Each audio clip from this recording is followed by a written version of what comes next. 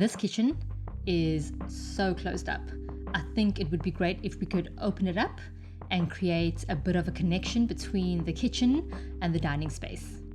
The utility room has so much potential to become like a cute little breakfast nook. Oh my gosh, great idea. Let's turn it into a breakfast nook. To open the kitchen up, we created a pass-through window between the kitchen and the dining space. We moved the fridge and washing machine, which is currently in the utility room, to make space for the new little breakfast nook. We really wanted to create the feeling of a traditional English kitchen, but with a bit of a contemporary touch.